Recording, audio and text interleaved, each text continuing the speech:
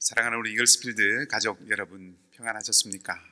2021년 1월 13일 수요일입니다. 오늘 수요예배 오신 여러분들을 주님의 이름으로 환영하고 또 축복합니다. 우리 함께 찬송가 407장 부르심으로 하나님 앞에 예배 드리겠습니다.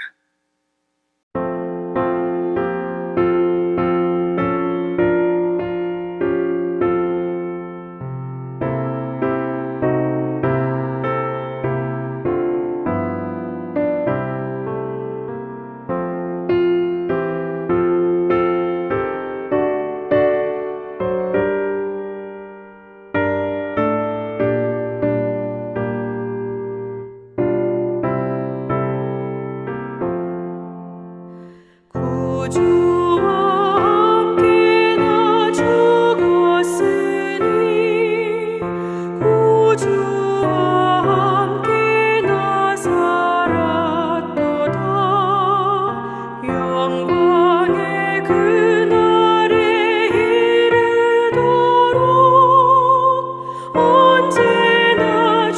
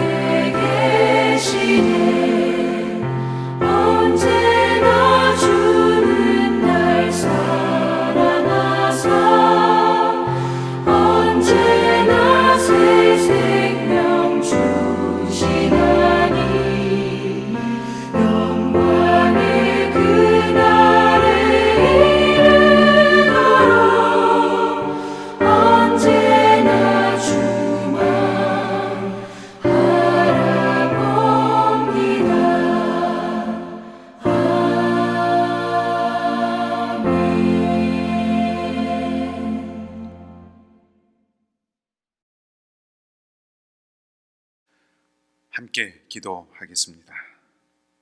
하나님, 오늘도 우리를 붙들어 주시고 함께 해주셔서 감사합니다. 여전히 어려운 시기를 지나고 있습니다. 우리의 삶이 힘들고 지치고 막막하고 사방이 우겨쌈을 당한 것 같을지라도 베델의 하나님, 전능하신 하나님을 바라보며 주님만을 의지하게 하여 주시옵소서. 마침내 우리를 새롭게 하실 그 은혜에 머물도록 주님 앞으로 날마다 나아가게 하여 주시옵소서. 이 믿음을 잃지 않는 저희가 되기를 원하오니 성령 하나님 우리를 붙들어 주시고 마음과 생각을 날마다 새롭게 하여 주시옵소서. 특별히 더욱 강화된 제한 조치가 내일부터 시행됩니다. 우리의 삶이 더 어려워지지 아니하도록 주님께서 은혜 베풀어 주시고 이 제한 조치로 이 사태가 진정 국면으로 전환될 수 있는 그런 계기가 되도록 주님 인도해 주시옵소서. 수술을 앞둔 우리 형제 자매들이 있습니다. 하나님, 우리 진수삼 집사님, 그리고 또 내일 수술하게 되는 고상우 형제를 붙들어 주셔서 이전보다 강건해지는 은혜가 있게 하시고, 또 수술을 기다리고 있는 이윤성 자매도 지키시고 붙들어 주셔서 모든 일정들이 순적할 수 있도록 함께하여 주시옵소서. 우리 이글스필드 가족들 가운데 어려움과 아픔 속에 있는 이들이 있다면 주께서 능하신 손으로 붙들어 주시고 상록교 어르신들과 어린 자녀들과 함께 해주셔서 영육 간의 강건함을 잃지 않게 하여 주시옵소서. 선교사님들을 지켜주시고 우리 교회가 이때에 이곳에 세워진 그 뜻을 늘 잃지 않는 생명의 공동체, 진리의 기둥과 터가 되는 공동체가 되게 하여 주시옵소서. 우리 각 처소에서 예배 드리지만 우리 모두가 하나 된 공동체로 주님 앞에 나아가게 하시고 이 시간이 영과 진리로 온전하게 드려지는 주님께 귀 기울이며 마음과 눈이 고정되는 시간이 되게 하여 주시옵소서. 말씀을 듣고 나눌 때 그 가운데 역사하시는 주님의 음성을 듣고 주의 마음을 품게 하시기를 간절히 소망하며 모든 것 감사드리고 우리 주님 예수 그리스도의 이름으로 기도하옵나이다. 아멘. 몇 가지 교회 소식을 알려드리도록 하겠습니다. 우리 코로나 바이러스가 진정되지 않아서 주정부의 제한 조치가 더욱 강화되었습니다. 어려운 시기입니다. 여러분 아무쪼록 마음의 담대함을 잃지 마시기 바라고 또 주님 주시는 평안을 구하시기 바랍니다. 쉽지 않은 시간들 보내고 있지만 도리어 이 시간들을 통해서 묵상하고 또 영적인 우리 근육들을 키워가는 그런 은혜의 시기가 될 수 있기를 소망해 봅니다. 건강의 문제로 또 경제적인 도전으로 많은 어려움 가운데 있는 분들이 우리 공동체 안에도 계십니다. 우리 이윤성 자매 위해서 계속 기도해 주시고요. 특별히 방금 기도했지만 우리 수술 받으신 우리 진수삼 집사님, 그리고 내일 아침에 우리 고상우 형제, 우리 장미자 집사님 아들 고상우 형제가 또 수술을 합니다. 하나님의 은혜로 이전보다 모두가 다 더 강건해지도록 마음을 모아서 계속 함께 기도해 주시기를 바랍니다. 다른 교회 소식들은 주보를 참조해 주시기 바라고요. 건강에 더 유의해 주시면 좋겠습니다. 여러분 강건하시고 평안하시기 바랍니다. 네, 이 시간 우리에게 주신 하나님 말씀은 구약 성경입니다. 창세기 32장 22절에서 32절까지의 말씀입니다. 창세기 32장 22절에서 32절까지 말씀입니다. 제가 가진 성경은 구약 49쪽, 또 50쪽 어간에 있습니다. 말씀을 제가 봉독해 드리도록 하겠습니다. 밤에 일어나 두 아내와 두 여종과 11 아들을 인도하여 야복 나루를 건널세 그들을 인도하여 시내를 건너가게 하며 그의 소유도 건너가게 하고 야곱은 홀로 남았더니 어떤 사람이 날이 새도록 야곱과 씨름하다가 자기가 야곱을 이기지 못함을 보고 그가 야곱의 허벅지 관절을 치매 야곱의 허벅지 관절이 그 사람과 씨름할 때에 어긋났더라. 그가 이르되 날이 새려하니 나로 가게 하라. 야곱이 이르되 당신이 내게 축복하지 아니하면 가게 하지 아니하겠나이다. 그 사람이 그에게 이르되 내 이름이 무엇이냐? 그가 이르되 야곱이니이다. 그가 이르되 네 이름을 다시는 야곱이라 부를 것이 아니요 이스라엘이라 부를 것이니 이는 내가 하나님과 및 사람들과 겨루어 이겼음이니라. 야곱이 청하여 이르되 당신의 이름을 알려주소서. 그 사람이 이르되 어찌하여 내 이름을 묻느냐 하고 거기서 야곱에게 축복한지라. 그러므로 야곱이 그곳 이름을 브니엘이라 하였으니 그가 이르기를 내가 하나님과 대면하여 보았으나 내 생명이 보존되었다 함이더라. 그가 브니엘을 지날 때에 해가 돋았고 그의 허벅다리로 말미암아 절었더라. 그 사람이 야곱의 허벅지 관절에 있는 둔부의 힘줄을 쳤으므로 이스라엘 사람들이 지금까지 허벅지 관절에 있는 둔부의 힘줄을 먹지 아니하더라. 아멘. 할렐루야. 오늘도 좋으신 우리 주님의 평강이 여러분의 각 가정과 또 삶의 자리 가운데 또 기도의 제목 가운데 또 특별히 연약한 우리 교우들의 모든 심령과 또 그 삶의 자리 가운데 함께 하시기를 주님의 이름으로 축복합니다. 우리나라는 이 동지 때가 되면 팥죽을 끓여서 먹는 풍습이 있지요. 그리고 그 팥죽 안에는 소위 새알 혹은 새알심이라고 하는 찹쌀 단자를 같이 넣어서 이렇게 먹습니다. 아이들은 대체로 들어있는 찹쌀 단자, 그 새알을 싫어하죠. 저도 어릴 때는 싫어해서 잘 먹지 않았습니다. 어떻게든 안 먹으려고 했던, 먹지 않으려고 했던 그런 기억이 있습니다. 동지에 그 새알을, 찹쌀 단자를 넣은 팥죽을 먹는 이유는 이렇다고 전해지죠. 해가 가장 짧아지는 날, 그러니까 밤이 가장 긴 날이 동지입니다. 그러니까 점점 짧아지는 해가 그 동지를 기점으로 해서 이제 동지가 지나면 다시 조금씩 길어지는 것이죠.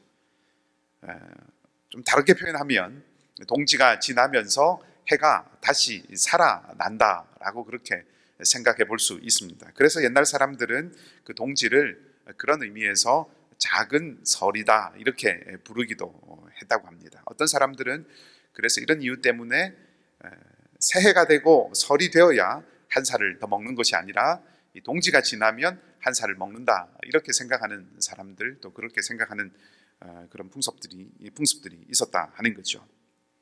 팥죽을 먹는 것은 색깔 때문인데 붉은색이 어떤 악한 것들, 또 나쁜 기운들 이런 것들을 물리치고 또 전염병을 예방한다 하는 그런 생각들을 옛날 사람들은 했습니다.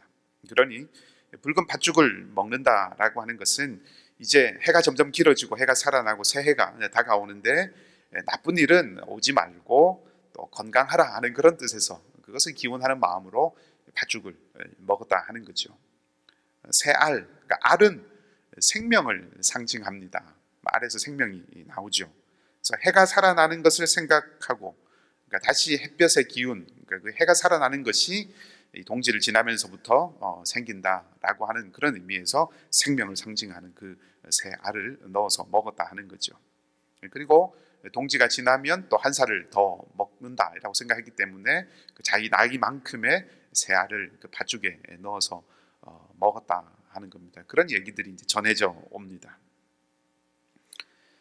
정말로 붉은색이 그 악한 어떤 기운을 또 혹은 전염병을 물리치는 그런 힘을 가진 것은 아니죠. 또 새알을 먹는다고 해서 나이를 정말 그것 때문에 나이를 먹는 것도 아니죠.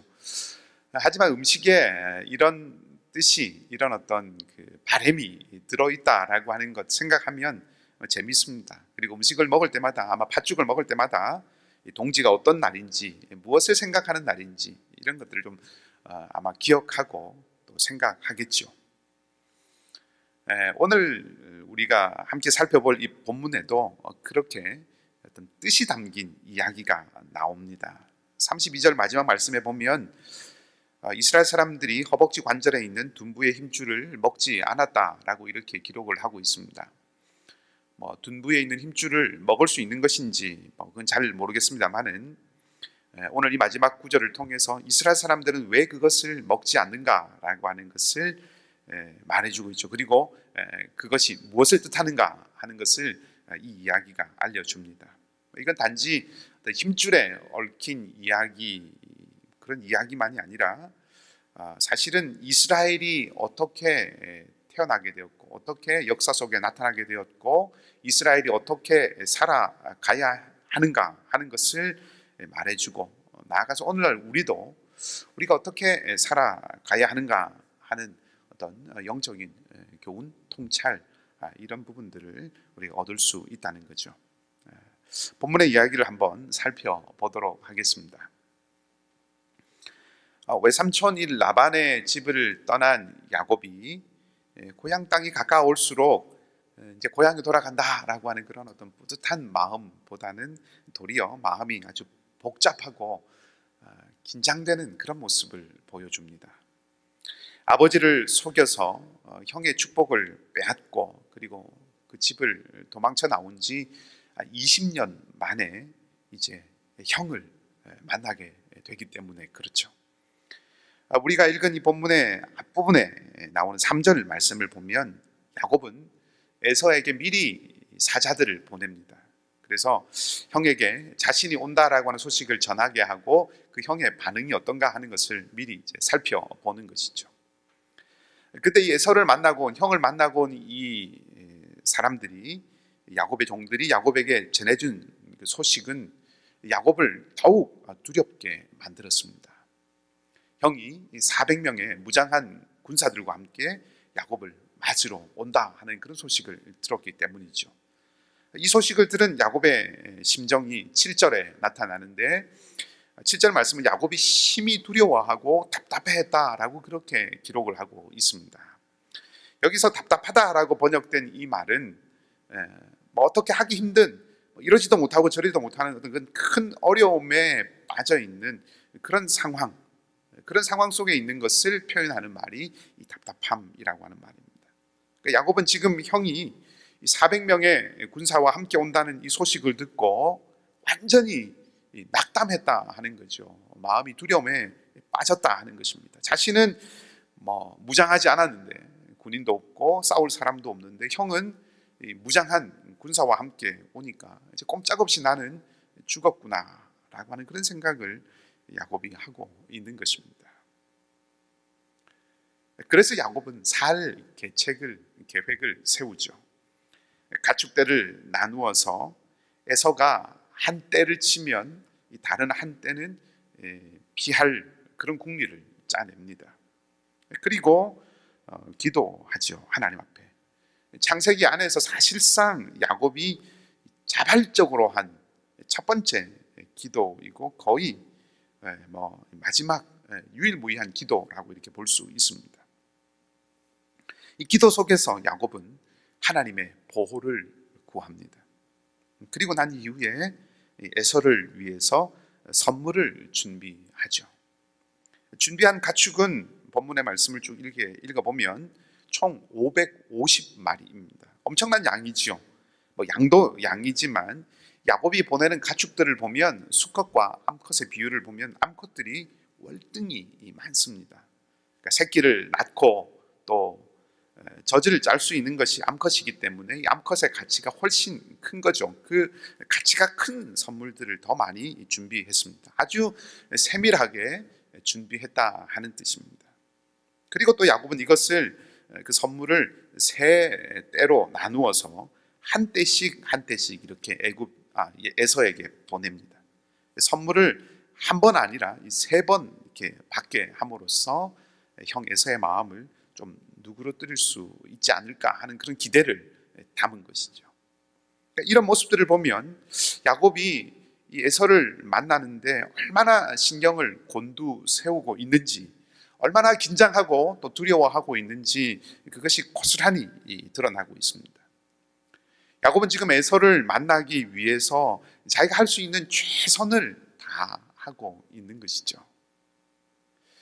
그럼에도 불구하고 마음은 이내 불안과 초조함으로 가득합니다. 문제 앞에서 자신의 역량을 최고로 발휘해서 또 극복하고 해결해 보려고 하지만 여전히 불안과 두려움을 극복하지는 못하고 있다 하는 것입니다.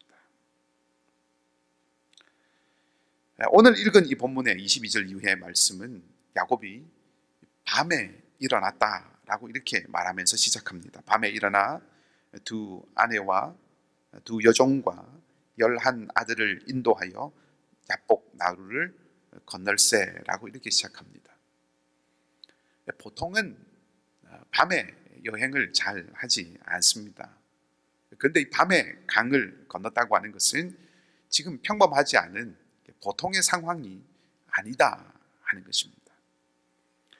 본래는 그 강을 밤에 건너갈 생각이 있었던 건 아니죠. 진을 쳤다가 갑자기 마음을 바꾸어서 이 가족들을 밤에 강을 건너가게 합니다. 야곱의 마음이 그만큼 불안하고 초조하고 마음이 왔다 갔다 한다라고 하는 것을 우리가 느껴 볼 수 있습니다.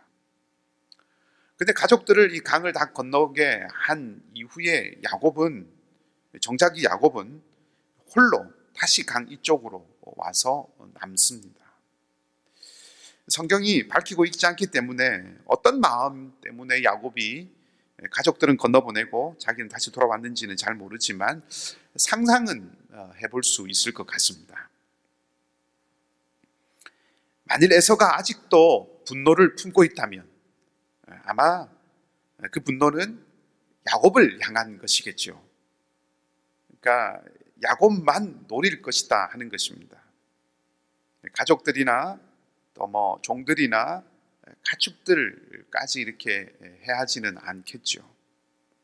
그러니까 지금 야곱은 가족들은 살려야겠다. 형이 노리고 있는 것이 나이기 때문에 나만 희생되면 된다라고 하는 그런 생각을 혹 하지는 않았을까 하는 생각입니다. 야곱은 이 가족들을 살리는, 다시 말하면 자기와 함께 있으면 에서의 그 군대가 왔을 때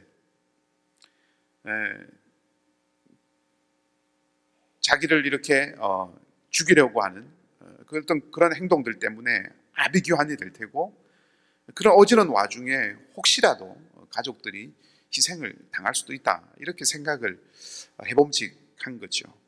그러니까 가족들을 지키려 하는 그런 마음에서 어쩌면 혼자 따로 남은 것은 아닐까. 만일 형이 지금 와도 강 건너편에 있는 나 혼자 희생을 당하면 가족들을 살릴 수 있다 이렇게 생각을 한 것이 아닐까 하는 그런 상상을 해봅니다. 그리고 만일 그렇다면 그 홀로 남은 그 자리가 얼마나 외롭고 힘든 자리였겠습니까? 이렇게 한번 생각해 볼 수 있을까요? 여러분, 가족 몰래 혼자서 남몰래 눈물을 흘려보신 적이 있으십니까? 겉으로는 걱정하지 말라고 큰 소리치고 또 아무것도 모른 채 그래서 잠든 그런 아이들의 얼굴을 이렇게 쳐다보고 또 쓰다듬어 보면서 세상 행복하게 잠자는 그 아이들을 보면서 나도 모르게 힘들고 또 고달파서 뒤돌아서서 눈물을 주르르 흘리는, 해결해야 되는 문제가 너무나 커서 지금 닥친 고난의 벽이 너무나 높아서 내일을 향한 그 삶이 보장되지 않는 그 불안감이 너무나 크고 깊어서 그렇다고 가족들에게 걱정시키지는 않으려고 홀로 그 짐을 다 짊어지고 돌아서서 혹은 돌아 누워서 잠들지 못하고 아내 몰래 남편 몰래 그렇게 흐느끼신 적은 혹시 있지 않으셨습니까? 인생살이 쉽지 않죠. 힘을 다해서 살아도 산 넘어 산처럼 어려움들은 커져가고 끝없이 또 쉼없이 밀려오는 그 파도처럼 고난은 시간마다 다가옵니다. 한시름 놓았다고 생각하면 또 다른 생각하지 못한 일들이 생겨나고 겨우 이거 잘 마무리했다고 생각하면 또 다른 일이 터질 때도 있죠. 그 삶 속에서 버티고 또 그 삶 속에서 살아내기 위해서 가족들을 지키기 위해서 소위 남들만큼은 살아야 한다는 그런 마음에 아침이 저녁이 되고 저녁이 또 아침이 되는 그 수많은 날들을 허리 한번 제대로 펴지 못하고, 남들 나가는 여행 한번 가지 못하고, 하고 싶은 말 제대로 시원하게 다 하지 못하고, 참고 또 참고 또 나를 꺾고 또 꺾고 살아가야 하는 그런 삶이 얼마나 많이 있습니까?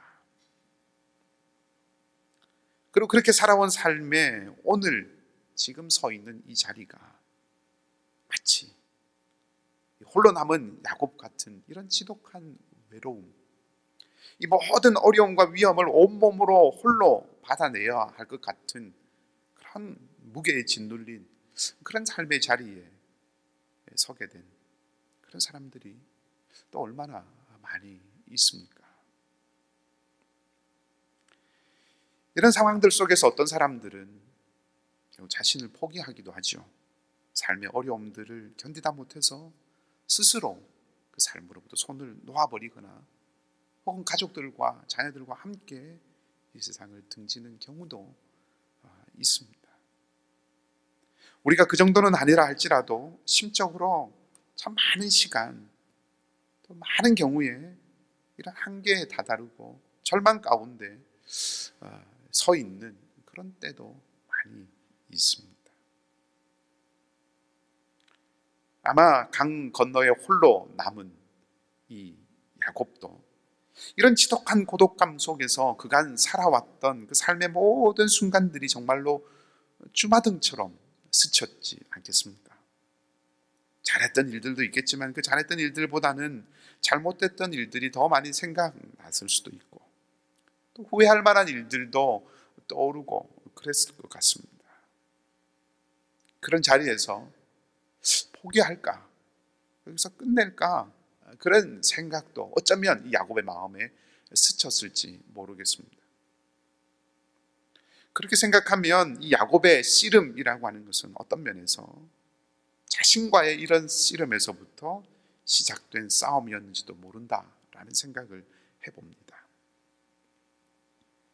아무튼 오늘 본문은 홀로 남은 야곱이 다른 어떤 존재와 씨름을 했다고 말하고 있습니다. 24절 말씀을 보면 날이 새도록 씨름했다고 기록합니다. 결판이 나지 않은 거죠.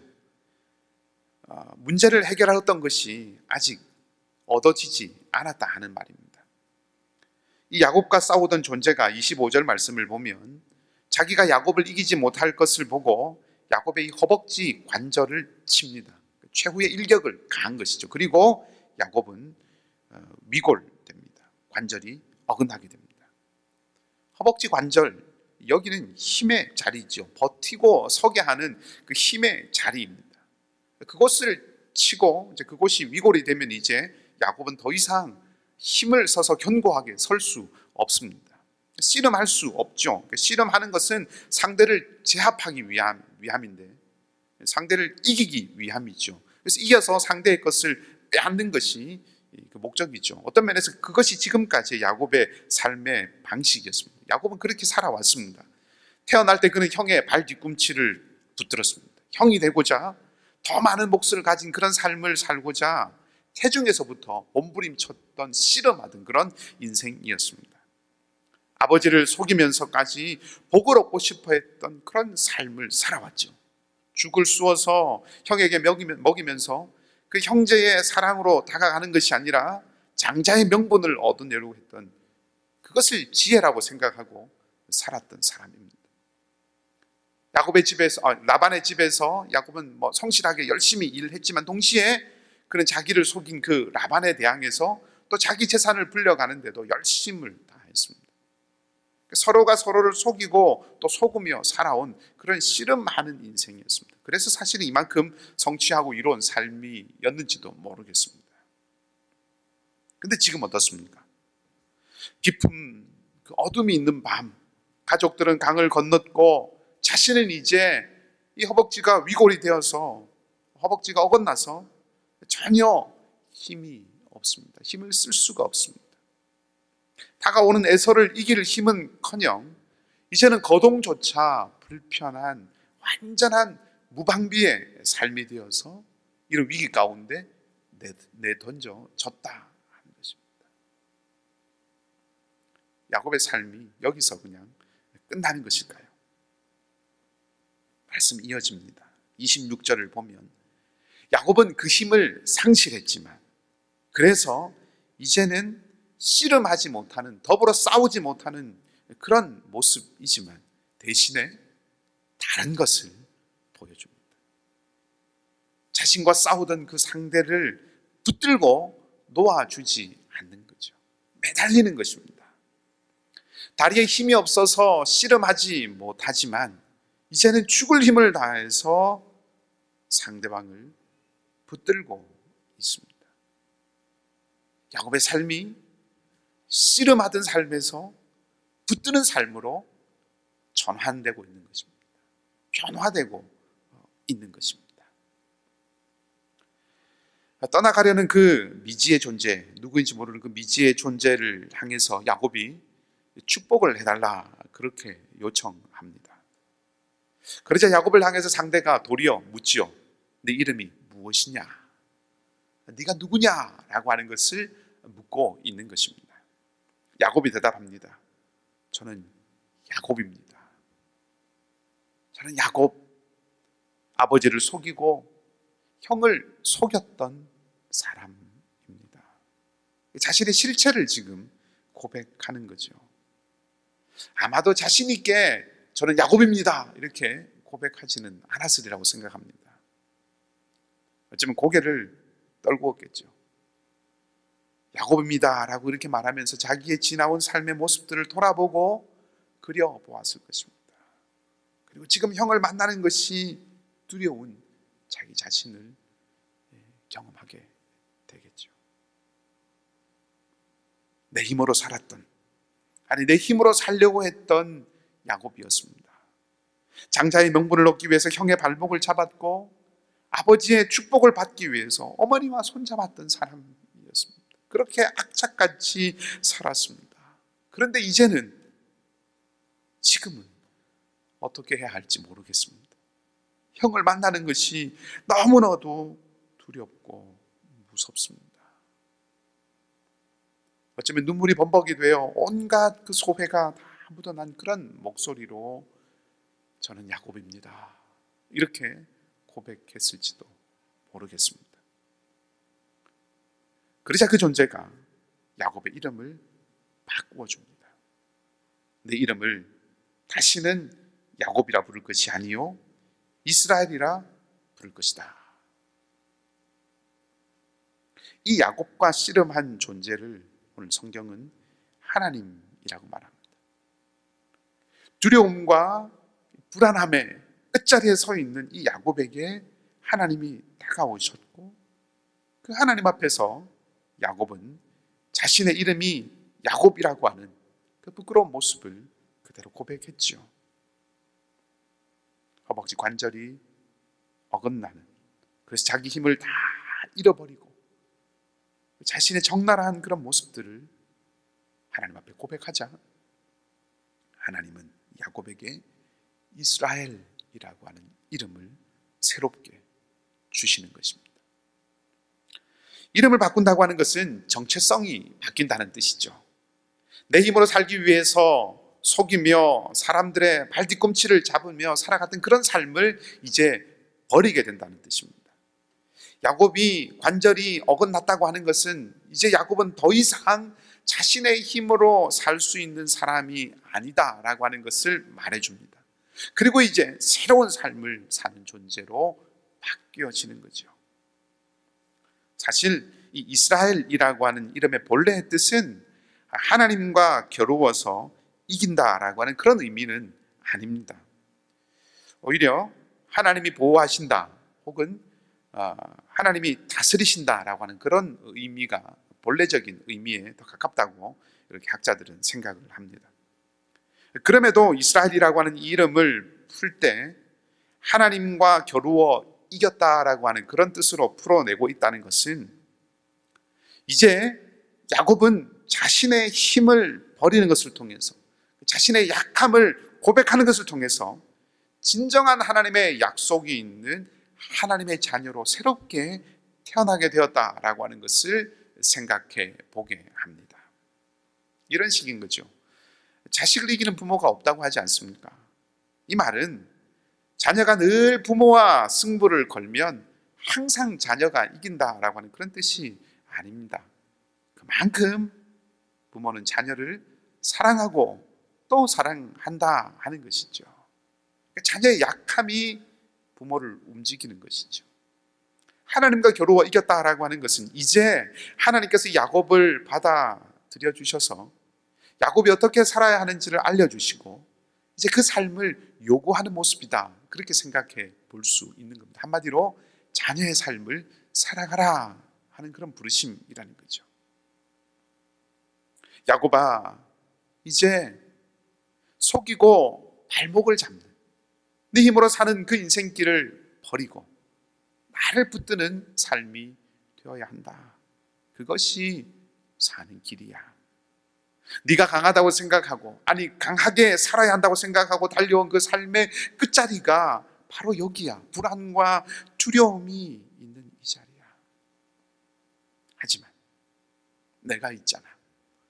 내 손을 내밀어서, 너의 손을 내밀어서 나를 붙잡으면 그 약함이, 너의 약함이 곧 나의 강함의 통로가 되는 것이란다.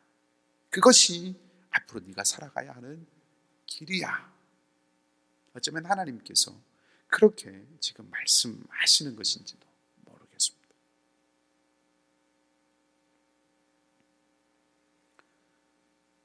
여러분, 이야기는 참 재밌게 또 이어집니다.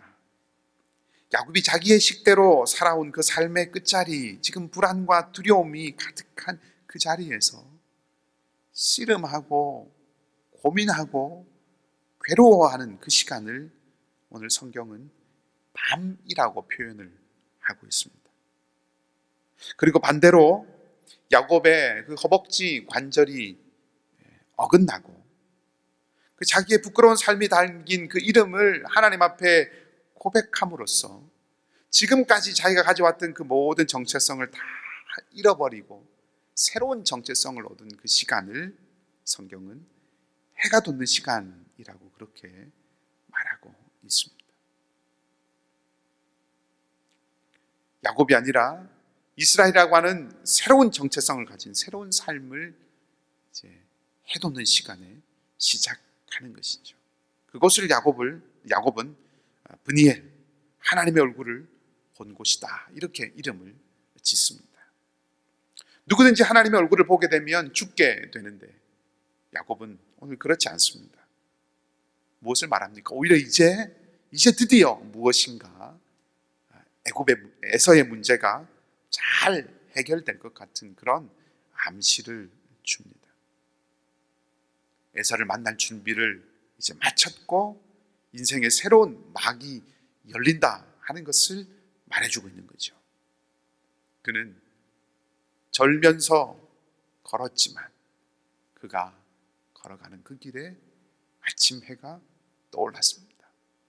하나님이 주시는 은총의 새날이 밝았다 하는 것입니다. 이스라엘이라는 새 정체성, 그 새로운 삶을 어떻게 얻게 되었습니까? 야곱의 노력이나 계획이나 소유나 힘에 의해서가 아니죠. 바로 하나님의 공격 때문에 얻었습니다. 하나님의 공격이라는 것은 하나님의 다가오심이죠. 야곱에게 마치 공격하시듯이 다가오셔서 하나님은 야곱을 이스라엘로 바꾸십니다. 하나님의 공격, 하나님의 다가오심, 그것이 은총입니다. 그렇습니다. 우리도 은총으로 다가오시는 그 하나님의 손을 붙들 때 새롭게 되는 것입니다. 야곱으로 살아서는 안 되는 것이다 하는 거죠. 이스라엘로 살아야 하는 것입니다. 그것이 제대로 사는 것입니다. 우리는 내 힘과 내 지혜와 내 능력과 내 계획으로 씨름하면서 살아가는 그런 야곱이 아니라 하나님을 붙드는 다가오신 그 하나님의 은혜로 이스라엘로 살아가는 사람이다 하는 것입니다. 강함을 보이려고 하는 것이 아니라 약함을 고백할 때 사람의 발뒤꿈치를 잡았고, 그래서 내 힘과 내 계획이라고 하는 발뒤꿈치를 잡는 것이 아니라 하나님을 붙들고 매달릴 때, 그때 비로소 우리도 어두운 밤을 지나 해돋는 아침을 맞이할 수 있다 하는 것입니다. 씨름하던 이 야곱이 붙드는 이스라엘로 바뀌었듯이 우리도 야곱이 아니라 이스라엘로 살아야 합니다. 내 힘으로 인생의 문제를 두고 씨름하며 사는 삶이 아니라 하나님을 붙들고 나의 약함을 고백하고 하나님의 은혜를 구하며 살아가야 합니다.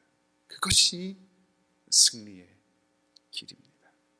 삶은 내 힘과 내 지략으로 살아가는 것 아니라 하나님을 붙들므로 살아내는 것이기 때문에 그렇습니다. 이것을 기억하고 내 힘이 아니라 하나님 붙들고 살아서 마침내 분이엘의 아침과 같은 그 은혜를 우리 모두가 다 누리게 되는 복된 삶이 되시기를 주님의 이름으로 간절히 축복합니다. 함께 기도하겠습니다. 하나님,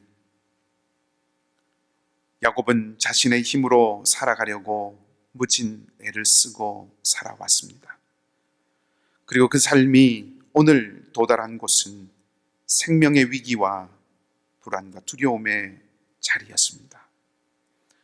그곳에 찾아오신 하나님은 야곱에게 자기의 힘으로 씨름하며 살아가는 삶이 아니라 하나님의 손 붙들고 살아가는 삶이 되어야 한다는 것을 가르쳐 주셨습니다. 주님, 우리도 어려운 이 시기를 지내면서 찢기고 상하고 생책이 나고 무릎이 흔들리는 날들이 많습니다. 내 힘으로 싸워 이기고 또 그렇게 버텨나가기 버겁고 불가능한 일들이 얼마나 많은지 모릅니다. 주님, 우리도 우리의 힘으로 살아가는 것이 아니라 주님의 손을 붙들고 사는 삶이 되기를 원하오니 성령 하나님 늘 우리를 지키시고 인도하여 주시옵소서. 그리하여 믿음 가운데 늘 이기며 또 이겨내며 살아가는 저희가 되게 하여 주시옵소서. 내 힘으로 살아가는 삶 아니라 하나님 붙들고 살아내는 삶이 되도록 주님 인도하시고 역사하여 주시옵소서. 치유의 주님, 다시 한번 구합니다. 수술의 자리에 있는 우리 진수삼 집사님, 내일 수술하게 되는 상우 형제에게 함께 하여 주셔서 깨끗함을 얻게 해주시고 이전보다 더욱 강건한 몸으로 회복되는 그 은혜가 있도록 하나님, 이 수술의 자리, 치유 회복의 자리들이 축복의 통로가 되는 그런 은혜가 있게 하여 주시옵소서. 이 시간들이 생명의 주님을 고백하는 은혜의 자리가 되게 하여 주시옵소서. 이글스필드 우리 모든 가족들 한 사람 한 사람 한 심령 가운데 주께서 함께 하시고 주께서 주님의 품에 품으시고 주님의 날개 아래 또 안아주시기를 원하며 이 땅과 세계의 모든 약한 이들 가운데 주님의 은총이 임하고 평안이 흘러가기를 소망하며 좋으신 주님 예수 그리스도 이름으로 기도하옵나이다. 아멘. 우리 다 함께 마지막 찬송 436장 함께 같이 부르시겠습니다.